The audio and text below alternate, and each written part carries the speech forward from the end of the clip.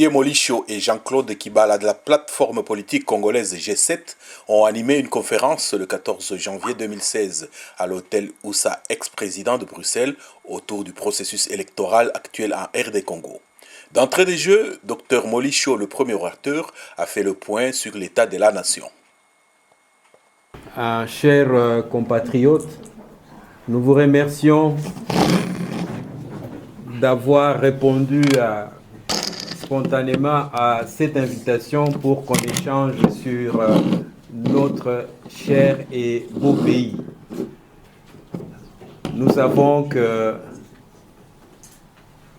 même si on a acquis notre nationalité, le Congo reste notre seul pays. Et nous avons souhaité que ce soit un échange plutôt qu'une conférence où on viendrait vous parler des choses alors que vous connaissez les choses dont on va parler et vous avez des préoccupations. Comment ensemble nous pouvons échanger pour aller vers un avenir meilleur pour le Congo. Le modérateur de tout à l'heure a annoncé la structuration de notre débat. Nous avons pensé vous entretenir sur une dynamique qui est née depuis le 15 septembre 2015. Le 15 septembre 2015, les bureaux politiques de la majorité présidentielle a décidé d'exclure 7 partis politiques. Et pourquoi ces bureaux politiques a décidé d'exclure 7 partis politiques? Tout simplement parce que les 7 partis politiques ont écrit au président de la République pour lui demander d'engager un débat sur des questions existentielles de la nation congolaise. Et ces questions, c'est la Constitution qui doit être respectée, l'installation de provinces qui ne doit pas être précipitée, les nouvelles provinces, conformément à la Constitution, le pays doit avoir 25 provinces plus la ville de Kinshasa. On devait débattre de l'installation de nouvelles provinces qui ne devaient pas être précipitées. On devait débattre du processus électoral. Mais le 16 septembre, ce débat n'a pas eu lieu et on a décidé d'exclure les 7 partis qui ont demandé un débat. Et ces 7 partis ont tiré les conséquences de cette exclusion. On vient de nous présenter comme député du MSR. Le ministre Kibala a été ministre de la fonction publique. Il a tiré les conséquences. Il a démissionné de sa fonction de ministre de la fonction publique. Moi, j'étais secrétaire général adjoint de la majorité. J'ai tiré les conséquences. J'ai démissionné de mes responsabilités de secrétaire général adjoint de la majorité. Et le 10 octobre, les 7 partis ont décidé de continuer les combats dans le cadre d'une plateforme qui a été dénommée G7. G7 tout simplement parce qu'il y a 7 partis politiques. Et cette plateforme ayant été exclue de la majorité devenait d'office une plateforme de l'opposition parce que les lois de la République sont claires. Ou vous êtes de la majorité, ou vous êtes de l'opposition. Le parti politique de G7, étant respectueux des textes de la République, ont formalisé leur appartenance à l'opposition. Et aujourd'hui, le G7 mène les combats de la défense de la Constitution, de la tenue des élections dans les délais constitutionnels, de l'alternance démocratique en République démocratique du Congo, aux côtés de tous les autres partis de l'opposition. Bien sûr, vous avez des questions à poser par rapport au G7, par rapport au G7 maintenant qui devient parti de l'opposition, par rapport au G7 qui était de la majorité, vous avez certainement beaucoup de questions et nous sommes disposés à échanger, à partager avec vous sur cette question du G7. Le deuxième sujet autour duquel nous aimerions échanger avec vous, c'est les sujets sur les processus électoraux. Pour introduire ces sujets, je pourrais dire tout simplement ceci, que la situation au Congo est caractérisée aujourd'hui par la paralysie de toutes les institutions constitutionnelles. Aujourd'hui, le Parlement, même s'il siège, il ne fonctionne pas correctement. Les gouvernements, même s'il est là, il ne fonctionne pas. Les cours et tribunaux, même si ils sont là, mais ils ne fonctionnent pas. Les institutions d'appui à la démocratie ne fonctionnent pas. Pourquoi je dis ne fonctionnent pas? Au troisième point, je vais parler du débat ou du dialogue national inclusif. Ces dialogues, on les convoque pour discuter de la question du calendrier électoral, de la question du financement des élections, de la question de l'enrôlement des nouveaux majeurs, de la question de la sécurisation des élections, de la question des financements des élections par le partenaire technique financier de la République. Mais toutes ces questions sont de la compétence des institutions constitutionnelles. Si les institutions fonctionnaient, on ne devait pas convoquer un dialogue pour débattre de la question du calendrier électoral parce que c'est une compétence constitutionnelle de la Commission électorale nationale indépendante. Si les gouvernements fonctionnaient, on ne devait pas convoquer un dialogue pour discuter du financement des élections parce que le financement des élections est une compétence du gouvernement qui doit exécuter la loi des finances. Il en est de même de la sécurisation des élections. C'est autant dire que la paralysie de toutes les institutions constitutionnelles a pour conséquence le blocage du processus électoral. Et tout le monde s'attendait à ce que 2016 consacre une alternance démocratique au sommet de l'État. Et nous, au niveau du G7 et de l'ensemble de l'opposition, nous disons que 2016 doit consacrer l'alternance au sommet de l'État. N'en déplaise à ceux qui mettent en place des mécanismes qui ne permettent pas à ce que les élections aient lieu dans les délais constitutionnels. Le troisième point, c'est les dialogues. J'ai déjà abordé la question du dialogue pour dire que les dialogues convoqués par le président Kabila est une manœuvre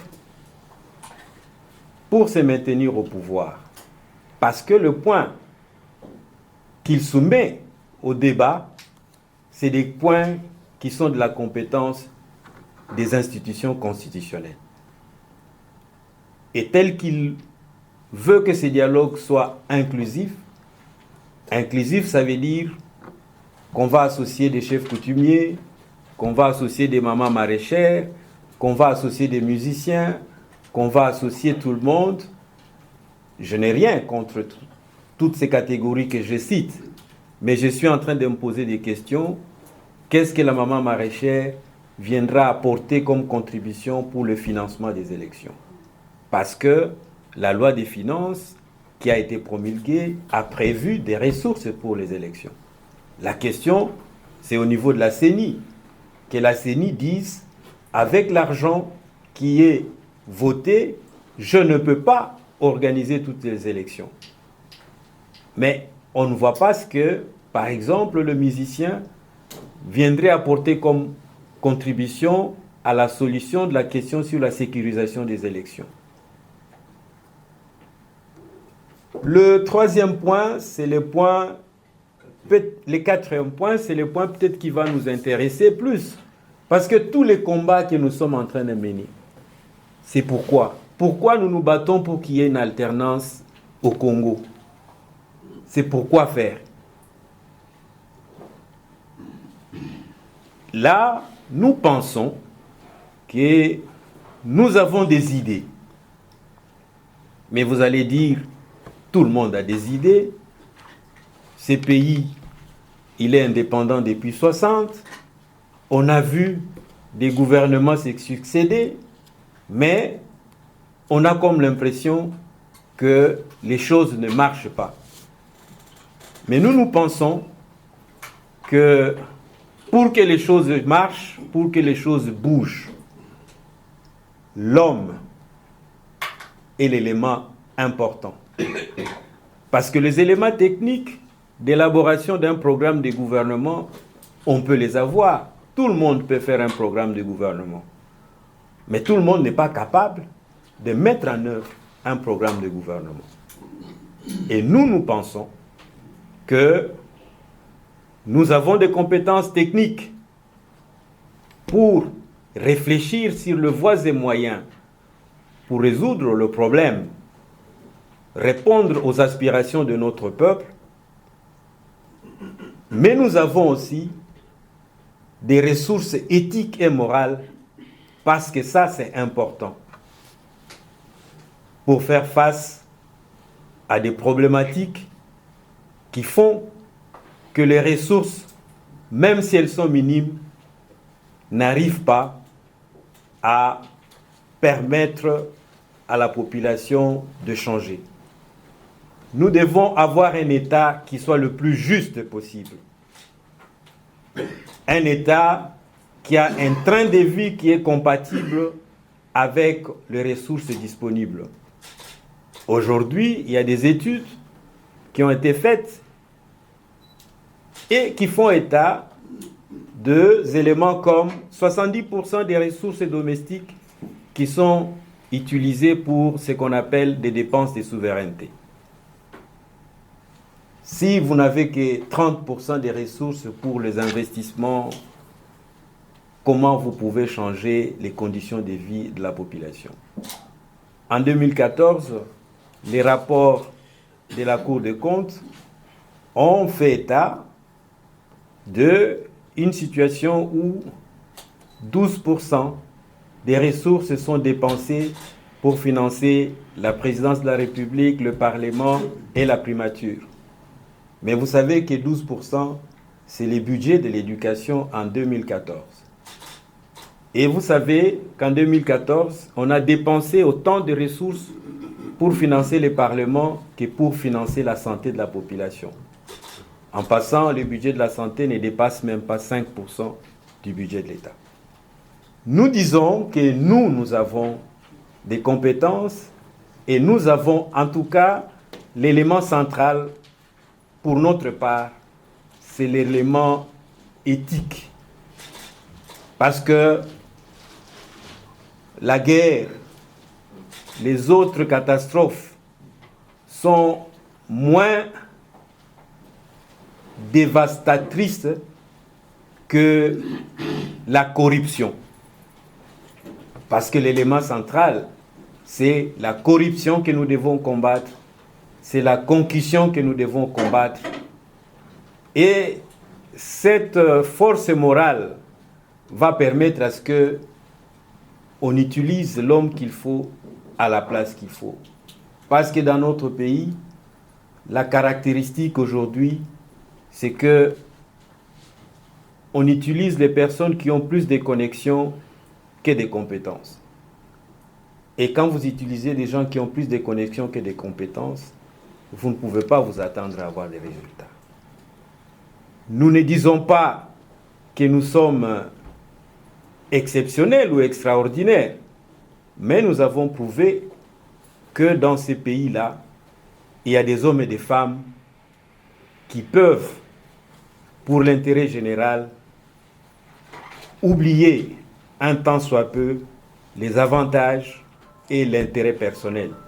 Nous ne sommes pas que les deux qui sommes ici devant vous, mais il y a plusieurs personnes qui ont décidé d'abandonner leurs charges pour défendre l'intérêt général. Et nous pensons que cette dynamique-là, elle est très importante et il faut s'appuyer sur cette dynamique pour impulser le développement de la République démocratique du Congo.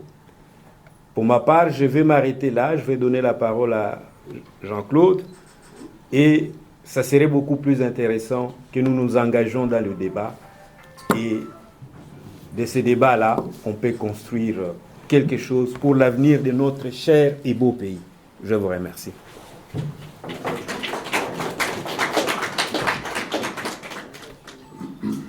Oui, je tiens aussi à vous saluer, vous remercier pour votre temps, votre présence.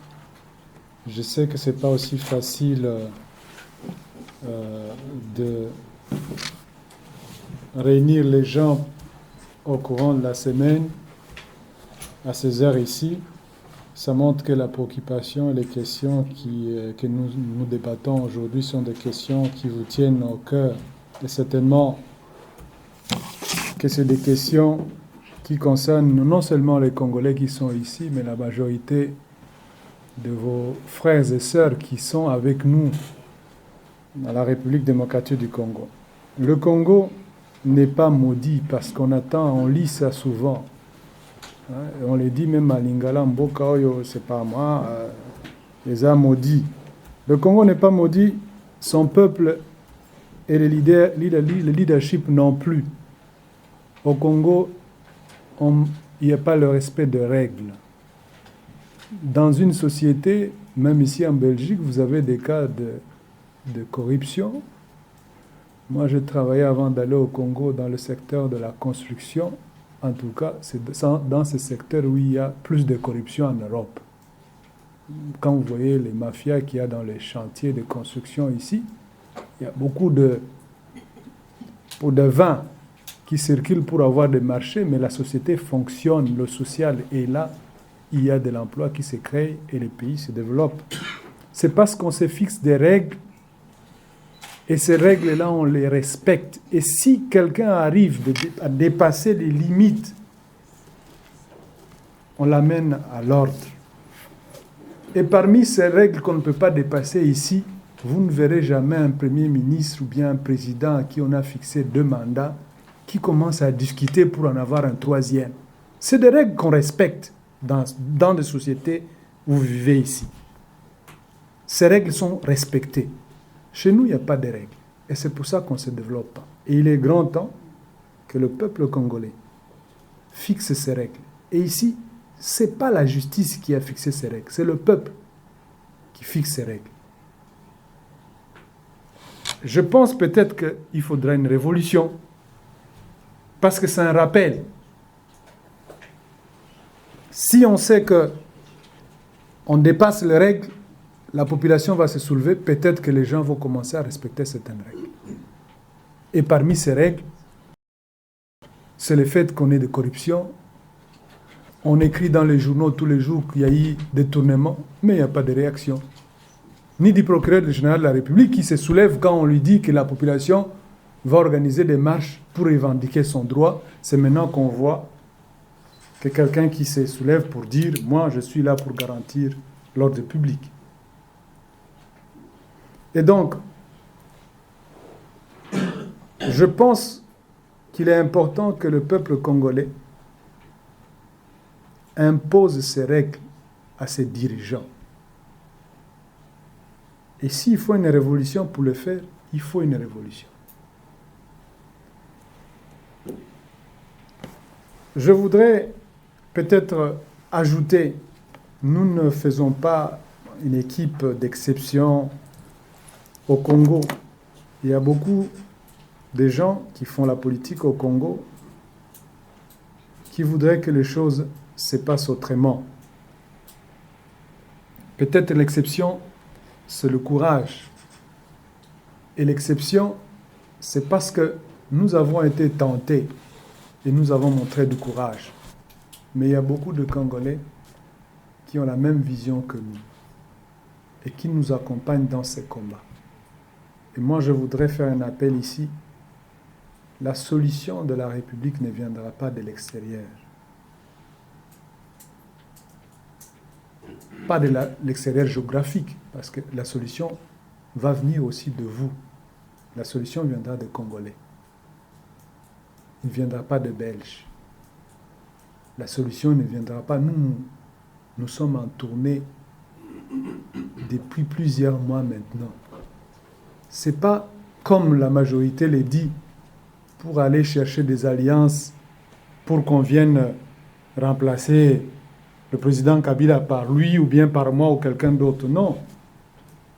C'est des partenaires avec lesquels nous travaillons. C'est pour le mettre aussi en garde par rapport à ce qui peut arriver chez nous si à leur côté, parce que il faut savoir qu'en 2001, ils ont appuyé le président Kabila et ils l'ont soutenu pour qu'il soit président de la République en 2006. Vous vous souvenez très bien qu'il y a eu un gouvernement d'1+4.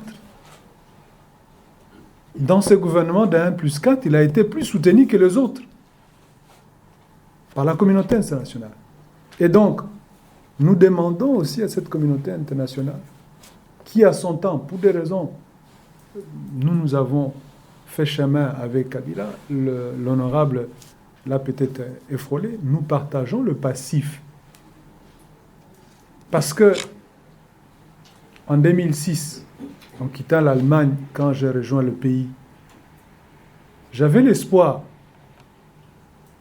d'un changement. Parce que le combat, on l'a mené pour demander à Mobutu de partir, maintenant qu'il est parti. Et ce n'était pas un combat de Mouzé seul. Nous avons perdu beaucoup de jeunes de l'Est jusqu'à l'Ouest, et vous le savez très bien. On ne parle plus de ces jeunes-là, on parle que d'une personne qui veut se maintenir au pouvoir. Mais ce n'était pas un combat qu'il a mené seul. Nous avons perdu beaucoup de jeunes qui se sont sacrifiés. Peut-être qu'ils ne savaient pas pourquoi ils marchaient à Kinshasa, mais ils se sont sacrifiés pour ce pays. En rentrant au pays, l'espoir, c'était de voir une autre gestion de la République. En 2006, j'étais un candidat indépendant. Mais j'ai rejoint le MSR après avoir observé les partis politiques. Et pourquoi j'ai fait le choix du MSR? Ce n'est pas parce qu'il est là que je lui dis, bon, je l'ai dit depuis longtemps déjà. C'est parce que j'ai exactement vu que la vision non seulement du parti, mais la majorité des membres du MSR, c'était des gens comme moi et vous qui venaient de la société civile, qui ne faisaient pas la politique. Moi, je ne faisais pas la politique en Europe. J'étais un ingénieur dans une société de construction et je me suis décidé une fois de rentrer. Et je les ai posé la question, mais pourquoi vous avez choisi de faire la politique au lieu de rester dans les ONG, dans la société civile? C'est exactement la crainte avec la création des partis politiques, notamment le PPRD, où on a vu les mêmes têtes qui fonctionnaient à côté de Mobutu, qui l'ont mal conseillé, revenir dans le PPRD pour conduire la nation avec le président Kabila. C'est la raison pour laquelle on a dit non, on ne peut pas rester comme observateur. On veut devenir des acteurs. Et on a fonctionné avec le président Kabila avec l'espoir d'une alternance. Il a eu son temps de mandat et je vais vous dire, le Congo a changé par rapport au jour J, +1 de son mandat. Aujourd'hui, on est au jour J plus autant d'années qu'il vient de passer au pouvoir. On a fonctionné avec lui avec l'espoir de continuer à modifier doucement. Parce que changer brusquement le pays, ça voudrait dire mettre peut-être 70% de son leadership en prison. Et je crois que les autres pays en Afrique ont montré que c'est possible, en faisant des pas, qu'on peut arriver à un développement, à espérer un changement un jour. espérer avoir ces pays que Lumumba nous a laissés dans la lettre qu'il a écrite à sa femme. Et donc, moi, je voudrais m'arrêter par là parce que je sais qu'il y aura beaucoup de questions, mais je voudrais terminer pour ce premier temps en vous disant que cette question de l'avenir du Congo, c'est aujourd'hui ou jamais qu'il faut le régler. Parce que si nous acceptons encore une deuxième situation comme la situation de Mobutu, en tout cas, on sera le dernier en Afrique. Et moi, je vous dis, il y a quand même de bons exemples en Afrique parce que on a l'habitude de dire qu'en Afrique, tout va mal. Mais nous voyageons. Et là où il y a la tenance, vous sentez la différence. Allez au Sénégal. Allez même au Nigeria. Allez au Ghana. Même en Côte d'Ivoire où il y a eu des problèmes. La tenance, c'est aussi des solutions, des changements de personnes, des meilleures idées, mais aussi une concurrence. Parce que demain, notre président il voudra faire mieux que Kabila l'a fait. Et c'est positif pour ces pays. Parce qu'à un certain moment, il n'y a plus d'idées. Il y a des gens dans la cour qui vous disent tout le jour que ça va bien, alors qu'en réalité, il n'y a pas de changement. Moi, je pense que pour ce premier temps, je voudrais m'arrêter par là. Et dans le débat, on aura la possibilité de revenir sur certaines questions. Le diagnostic qu'ils ont fait est vraiment excellent. Mais je suis désolé de leur dire que c'est du déjà entendu. Ma question est la suivante. Quelle est la plus-value que nous apporte MSR dans cette grande famille de l'opposition? Je vous remercie. Je ne sais pas comment est-ce qu'on définit l'opposition dans mon pays. Si on devient opposant lorsqu'on commence à critiquer le régime, parce que je ne sais pas, parce que c'est comme si au Congo, il suffit de critiquer le régime pour être taxé opposant. Ça s'est fait sur base idéologique ou il suffit par commencer à critiquer pour être appelé opposant? Ça, c'est la première question. La deuxième, c'est, comme le monsieur a dit, c'est du déjà entendu, du déjà vu. Vous dites, lorsque M. Monlouche a pris la parole, que vous privilégiez le respect de la Constitution, que M. Kabila devait, parce qu'il tient à résister ou à glisser en tripotant la Constitution. Mais, il y a des questions qui se passent, qui se soulèvent dans ma tête, c'est parce que depuis que monsieur, depuis son premier mandat, déjà à partir de son premier mandat, il a commencé par violer la Constitution. On n'avait pas attendu, le MSR s'est indigné. En 2011, on a encore, comment dirais-je, touché à la Constitution en éliminant le deuxième tour et pour ne réserver que le premier tour. Le MSR ne s'est pas indigné. Moi, on attend à part le respect de la Constitution, on n'entend pas les MSR s'indigner par rapport à tout le bévis sur les droits de l'homme, le massacre des 425 Congolais qui aujourd'hui se trouvent encore dans des fosses communes à Maluku. Les MSR n'en parlent pas.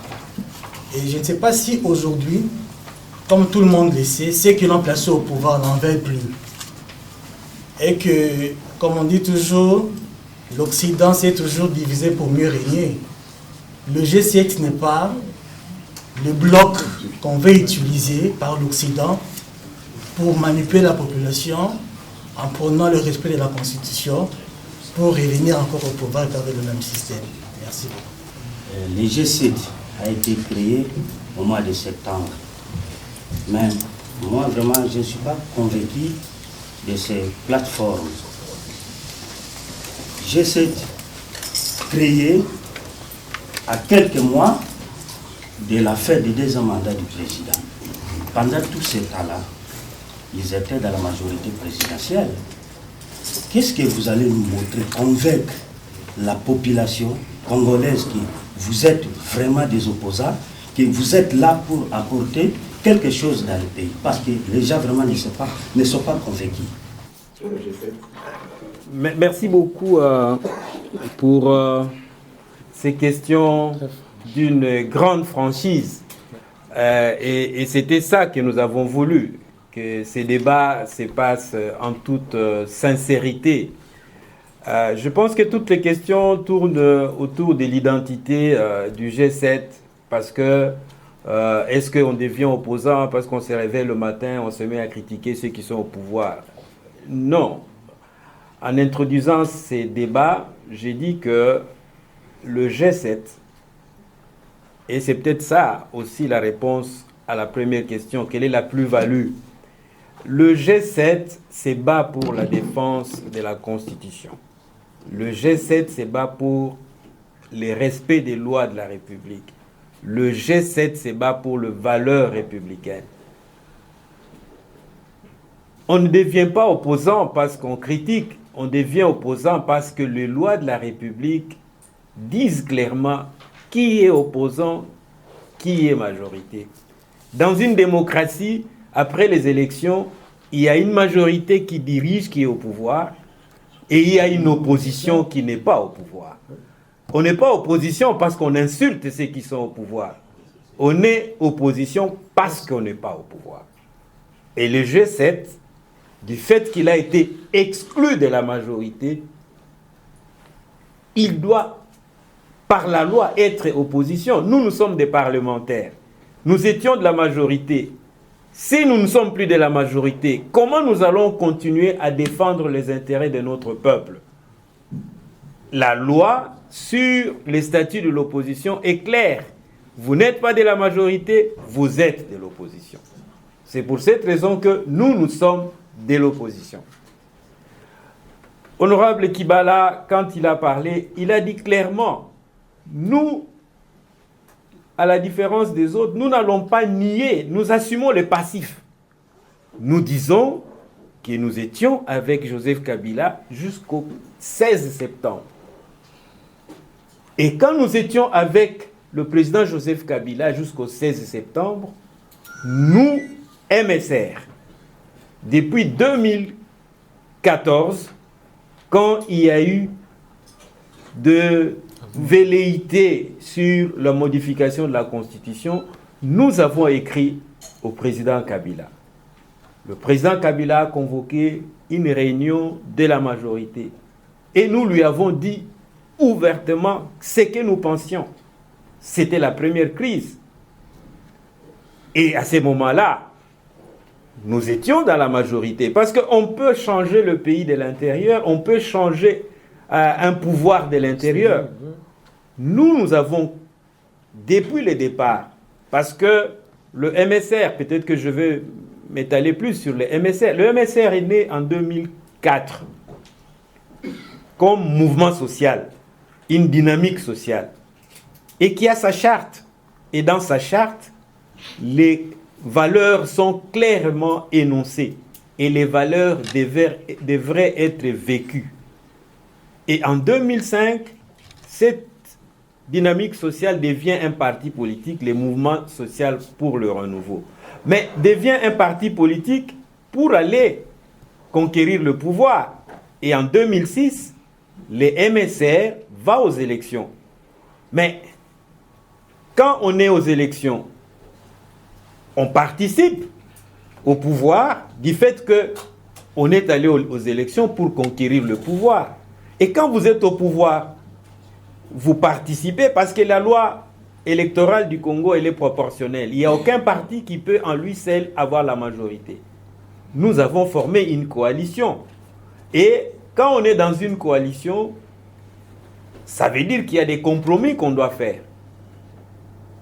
Et quand on fait des compromis, on prend les décisions en fonction des intérêts de la population. Oui, bien sûr, on peut dire chaque fois qu'il y a une crise, chaque fois qu'il y a un problème, il fallait faire des déclarations. Non, il faut se dire où est l'essentiel dans tout ce que nous sommes en train de faire. L'essentiel, c'est d'amener la stabilité du pays. L'essentiel, c'est de faire de sorte que la Constitution de la République et les lois de la République soient respectées. Toutes les fois que les lois de la République et la Constitution ont été violentées, les MSR a réagi.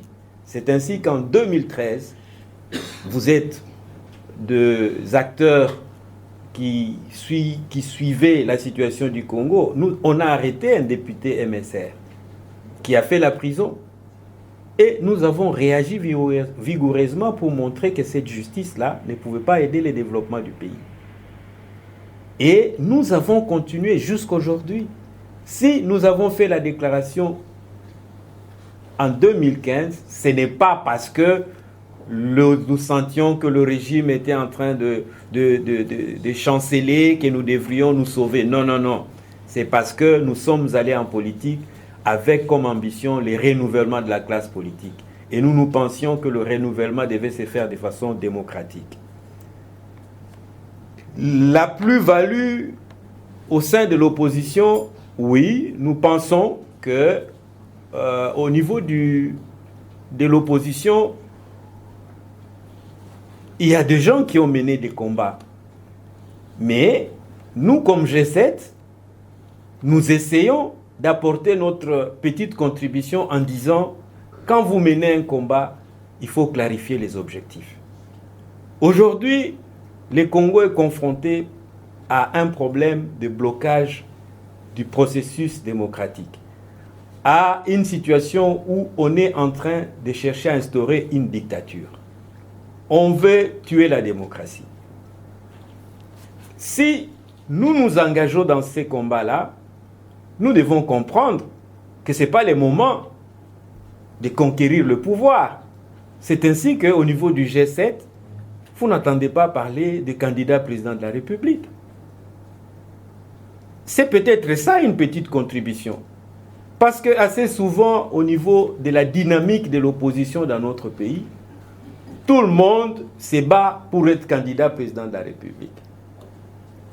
Et nous, les G7, nous sommes en train de travailler avec les autres partis politiques pour que notre premier combat, si nous le gagnons, nous annonçons que pour le deuxième combat, pour le gagner, il faudra l'unité de l'opposition pour avoir un candidat unique de l'opposition. C'est une contribution. Nous ne disons pas que nous sommes les seuls à amener cette réflexion, mais en tout cas, au niveau du G7, nous y travaillons. Parce que les 7 partis qui constituent le G7, les MSR, ARC, PDC, UNAFEC, INADEF, ACO et MSDD, sont constitués par des leaders charismatiques. Mais vous n'avez pas entendu qu'au niveau du MSR, au niveau de l'UNAFEC, tel voudrait devenir candidat président de la République. Et nous pensons que ça, c'est un élément important. Et ça pourrait aider aussi l'opposition à comprendre que il ne suffit pas seulement d'être président d'un parti politique pour être candidat président de la République. Dans une constitution qui a été modifiée où l'élection s'est faite à un tour. Quand l'élection se faisait à 2 tours, on pouvait se permettre ça parce qu'on négocie au deuxième tour. Mais quand l'élection s'est faite à un tour, vous aménagez vos chances de gagner si vous multipliez les candidatures. Nous allons travailler dans ce sens-là. Nous pensons que c'est une contribution qui pourrait être apportée. Modification de la Constitution, massacre. Oui, la révision de la Constitution n'est pas interdite. Chers camarades et compatriotes, nous ne voulons pas qu'on change des dispositions intangibles, mais on peut modifier la Constitution. Et nous serons le premier, si nous sommes au pouvoir, pour nous battre pour modifier la Constitution. Vous tous qui êtes ici, c'est depuis longtemps qu'on se préoccupe de la question de l'ouverture de la nationalité congolaise. Mais par quel mécanisme on va y passer si on ne fait pas la modification de la Constitution? C'est autant vous dire que la modification de la Constitution est autorisée et la Constitution congolaise verrouille certaines dispositions. Il y a des dispositions qui sont intangibles. Mais les dispositions qui ne sont pas intangibles, on peut les modifier. Et nous, au pouvoir, en tout cas, une des dispositions qu'on va modifier, c'est celle de la nationalité congolaise. Parce qu'on ne sait pas pourquoi on doit continuer à avoir une nationalité une et exclusive. Au départ, c'était parce que les Rwandais ne devaient pas prendre la nationalité congolaise. Mais aujourd'hui, pourquoi on doit garder la nationalité une et exclusive? Je ne sais pas si Jean-Claude... Non, vous avez tout dit. Vous pouvez parler, mais vous n'avez pas été à l'épreuve de la corruption, à l'épreuve du travail. Nous avons été au pouvoir et nous avons cette expérience et nous savons exactement le déficit. Il est où? Mais vous pouvez dire, mais écoutez, pourquoi vous n'avez pas changé? Le G7, en tout cas pour ce qui concerne le MSR, n'était 2 ministres. On n'a jamais passé le nombre de 2 ministres dans ce gouvernement, sur une trentaine. Chacun, c'est peut-être pas le cadre de pouvoir aujourd'hui faire le bilan, mais chacun peut faire le bilan.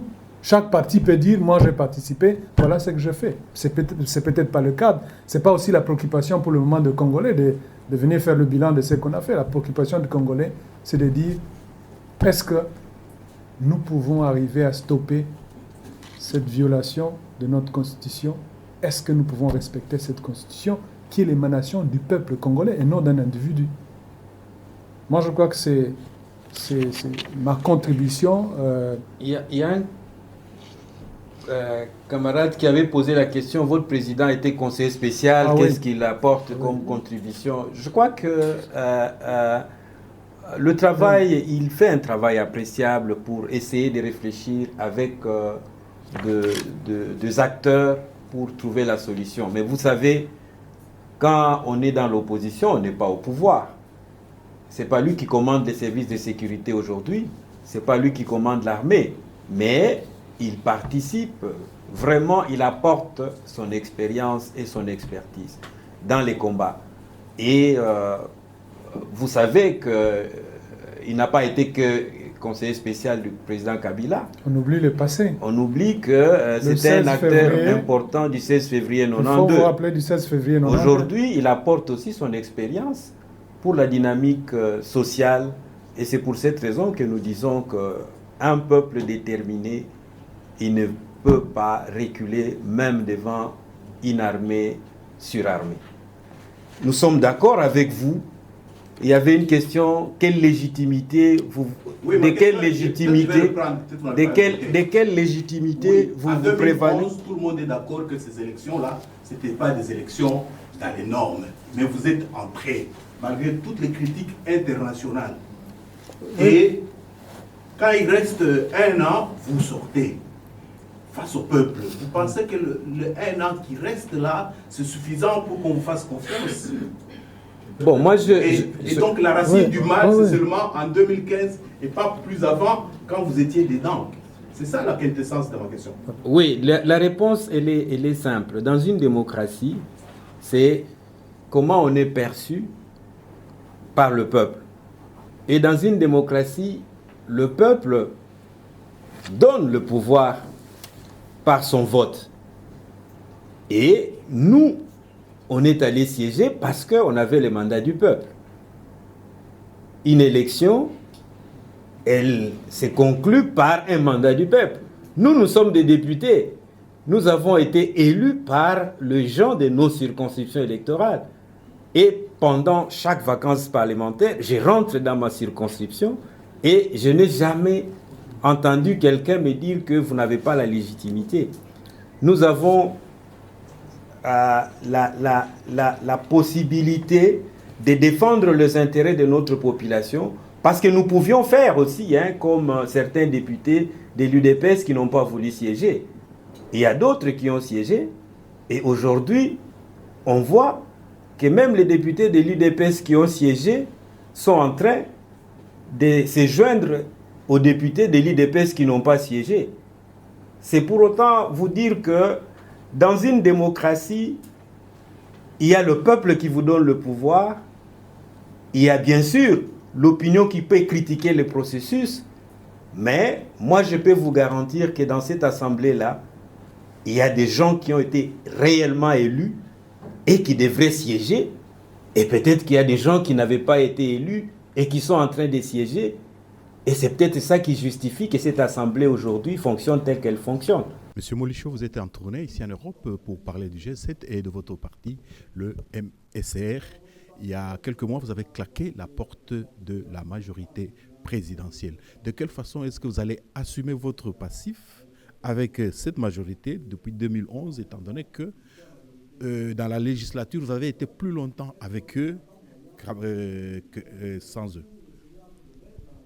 Merci beaucoup pour l'occasion que vous me donnez de m'exprimer à ces sujets. Nous allons assumer notre passif sur les actions qui ont été menées par cette majorité quand nous étions là. Parce que, vous savez, cette majorité a été composée par plusieurs partis. Et plusieurs partis ont participé à l'exécutif, par exemple, de cette majorité. Et nous, les MSR, nous avons occupé certaines positions au niveau de l'exécutif. C'est la manière dont les membres du MSR ont exécuté leur mandat qui permettra à ce que le MSR demain rende compte à la population de la participation du MSR à cette majorité. Le premier gouvernement, nous avions le ministère des Travaux publics, et le ministère des Travaux publics a réalisé le grand projet sino-congolais qui a permis de moderniser les infrastructures. Et le MSR a occupé la fonction de ministre de la fonction publique. Et nous savons que ce ministère, malgré toutes les difficultés, a mené des réformes. Donc c'est cette façon-là que nous pensons que nous pouvons justifier notre participation à cette majorité. Mais nous ne nions pas que nous avons été dans cette majorité. Nous assumons le passif. Vous avez claqué la porte de la majorité présidentielle, étant donné que vous avez vu dans le chef du président Kabila la volonté de ne pas quitter le pouvoir, quitte à traficoter la Constitution. À supposer qu'à ce jour, il continue dans cet élan, et que malgré tout ce qui se fait, il s'entête et qu'il militarise davantage la société pour défendre son pouvoir. Quelle pourrait être la position du MSR? Bon, la position du MSR est claire, mais là, je préfère parler au nom du G7 parce que même si je suis MSR, là, je occupe la fonction de secrétaire exécutif du G7. La position du G7 est claire. Aujourd'hui, le G7 fait un appel à toutes les forces vives de la nation congolaise pour qu'elles défendent la Constitution de la République. Les voies et moyens pour défendre la Constitution de la République sont aussi bien institutionnels qu'au niveau de la population. Et les manifestations populaires sont bien constitutionnelles. Donc, nous appelons à ce que le peuple congolais s'assume. Vous avez suivi il y a quelques mois, la conférence épiscopale avait annoncé une série de manifestations pour la défense de la Constitution. Vous avez suivi il y a quelques mois, l'opposition avait annoncé une série de manifestations. Nous, comme plateforme de l'opposition, nous allons nous joindre à toutes ces initiatives populaires qui vont permettre certainement à faire reculer les pouvoirs dans son projet macabre de violation de la Constitution. Une dernière question, c'est à propos du dialogue. Il y a une sorte de dialogue de sourds à propos d'abord du mot.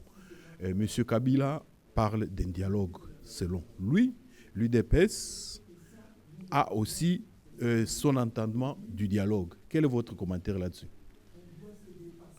Bon, mon commentaire est simple. Vous savez, quand le président Kabila avait commencé ses consultations, il avait reçu, je crois, l'archevêque de Kinshasa, le cardinal Mosengo. À la sortie de l'audience, le cardinal Mosengo avait dit Le dialogue n'est pas un problème, mais c'est sur quoi on va dialoguer qui est un problème. Nous pensons que c'est sur quoi le président Kabila invite les gens au dialogue pose problème. Et nous estimons que c'est sur quoi le président Kabila invite les gens au dialogue sont de la compétence des institutions. Alors, pour l'UDPS a écrit dans sa feuille de route des sujets qui doivent faire l'objet du dialogue. Si les questions que l'UDPS veut soumettre au dialogue sont des questions qui ne sont pas des compétences des institutions, il n'y aurait pas de problème. C'est la même façon que nous disons, nous avons quitté la majorité parce que nous avons exigé un dialogue sur des questions comme celle du respect de la Constitution, comme celle de l'alternance politique, comme celle de l'installation précipitée de provinces. Donc ce n'est pas le mot dialogue en soi qui est un problème. Le problème, c'est au niveau de c'est sur quoi on va dialoguer. Monsieur Morichot, nous vous remercions. Merci beaucoup.